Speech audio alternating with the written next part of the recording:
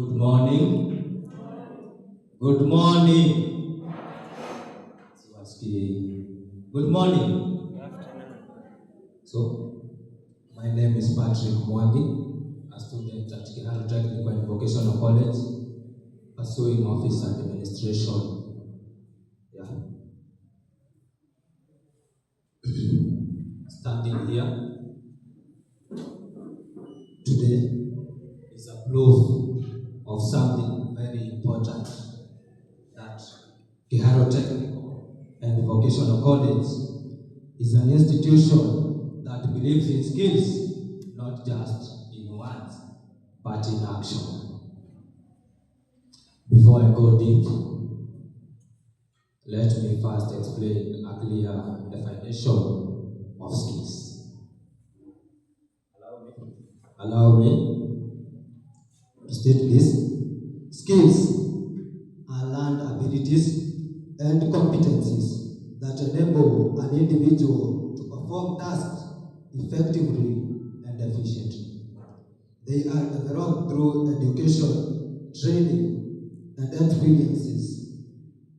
Skills can be technical, e.g., coding, carpentry, masonry, communication, problem solving, and teamwork. And you can also add other applicable skills which are across the real world. So today my topic is about technical skills as a tool for youth empowerment and economic development. Allow me to say this. A skill and innovation competition does not happen by accident. No, it is planned. It happens when leadership understands that future is built by hands that can do or perform, not just minds that can imagine. And for that, we are grateful with our administration here at Kiharu Technical and Vocational College. My friends, help me appreciate Kiharu Technical and Vocational College for this great event of skills and innovation competition. Guys, help me appreciate. Thank you.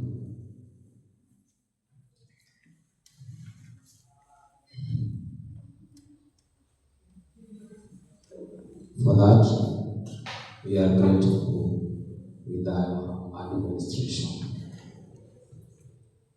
I will start with a very simple truth. Technical skills are not ignored because people hate them. Technical skills are ignored because they are demanding. They demand our ability. Everyone agrees skills are important. Everyone supports them in meeting, policies, and speeches. But when it is time to practice, to repeat, to fail, and also to try again, many people quietly step back. And by stepping back, a big gap is created.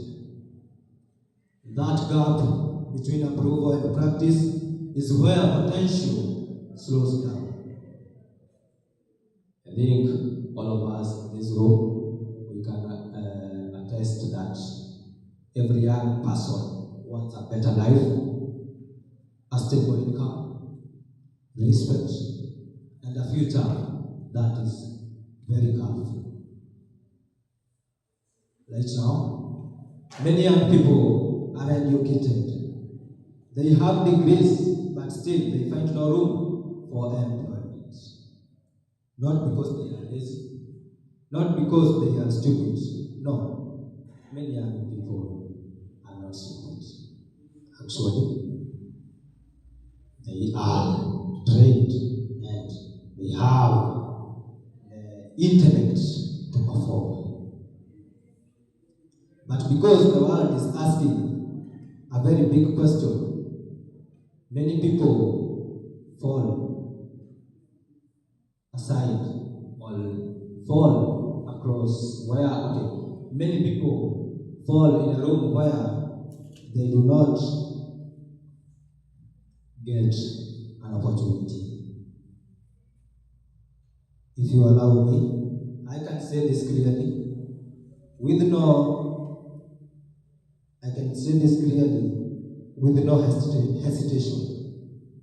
If you can fix something, build something, design something, or improve something, you will always have value in the market. And when you have the value in the market, definitely the economy of a nation will develop. This is not motivation. This is not motivation. This is the real world reality. That is why technical skills matter today more than ever. Skills will kill the high rate of unemployment in this great nation, Kenya, our republic. Skills will increase productivity in our nation. Skills will give young people like me, Patrick Mwangi, independence to stand in the real world. Honestly, a skilled youth does not wait for opportunities. A skilled youth will one day wake up and create solutions to the real world problems.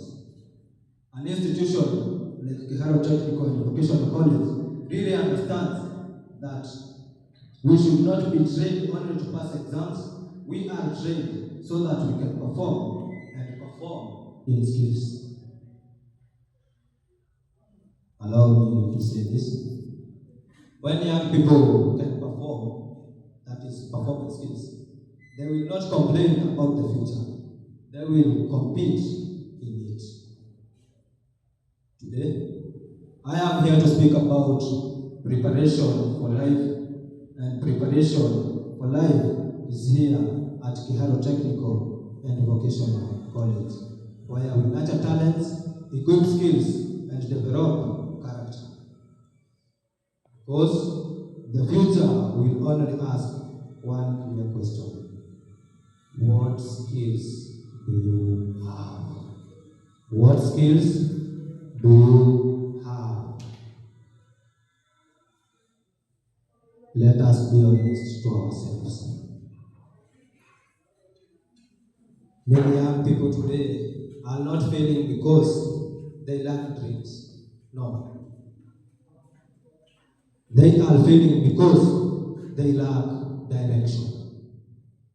They wake up every morning with hope, but go to bed with many questions. Not because they are lazy, not because they are careless, not because they are not educated. In fact, many of these young people have certificates and degrees with them. But the reason is somewhere between school and life, they were not given enough practical ability. We have young people who tried their best in schools, passed exams, graduated with pride, yet still struggle to find their place in the real world. And that is what I call a real pain. Many young people use all their efforts to find opportunities. And when effort does not meet opportunity, discouragement takes the room quietly and confident. This is not about just jobs. It is about confidence. When young people cannot use their skills, they begin to doubt themselves.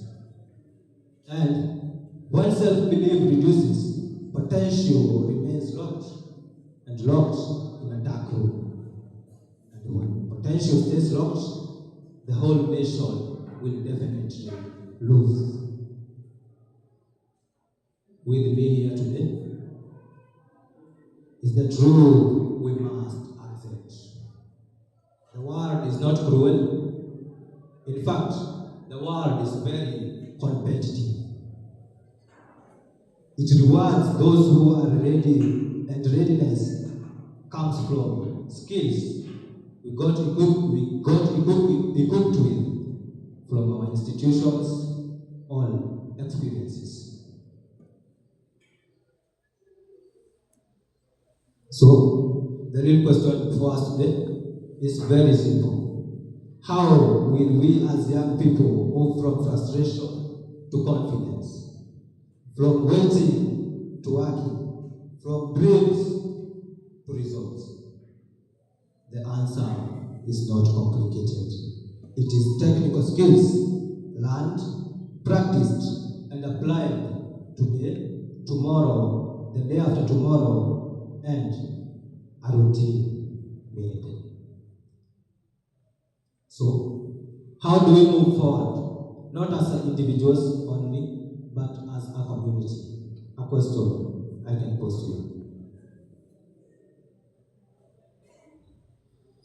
The answer is, we move forward by choosing preparation over excuses.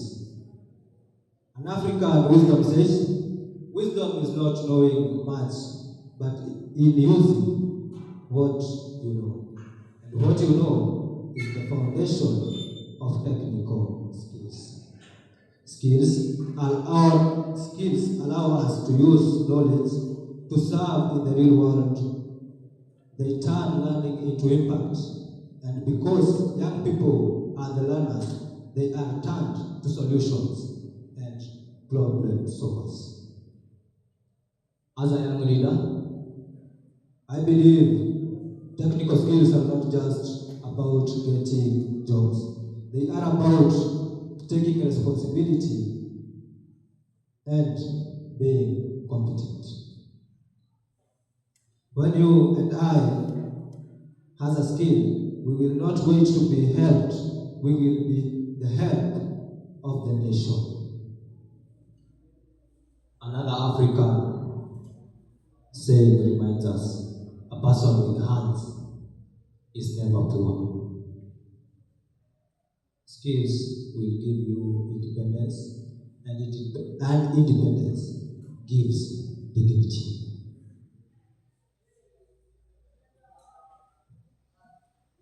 Let me buy you all into what I believe. I believe in young people who see themselves as contributors, not complainers. I believe in young people who value discipline, innovation, and excellence. Permit me to say, here at Kiharu Technical and Vocational College, we already have the foundation. We have our trainers, we have the workshops, we have the opportunity. What we need is commitment from students and all of us. As an aspiring student president, my belief is very simple, that leadership is about service. And service begins when we ask ourselves these questions. How can my skills make this institution better? How can my skills bring impact to my community? How can my skills bring growth and development to my society and back at home and to the whole nation at large? When we appreciate technical skills as culture, confidence definitely will grow and we will increase. Innovation increases, economic strength and power will follow. Here at Kiharu Technical and Vocational College, we are learning how to do three things. Number one, we are learning how to solve real world problems. We are learning how to serve the real world needs. And number three, we compete. We learn how to compete in a real world economy. This is not small work. This is nation building. Actually, tell your neighbor, we are the nation builders. Tell your neighbor, we are the nation builders.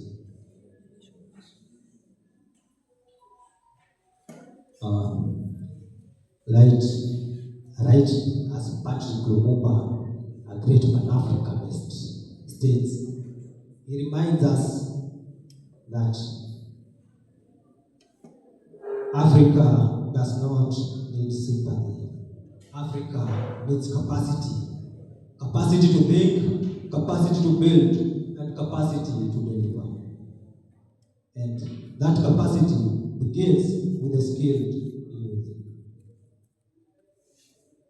I want to add that capacity builds strong youth, capacity builds strong movements, and not noise all over the world. When young people have skills, the change will become visible. Not in theory, but in a real world life, the change will be evident. Across Africa, today, it is skilled youth who are fixing problems, starting small businesses, and keep the economy of a country moving and developing. That's a fact. Africa is the youngest continent in the world. That is not a weakness. It is an opportunity. But opportunity works when young people are prepared. And when young people are prepared, that greatly makes a great population. And skills turn population into power.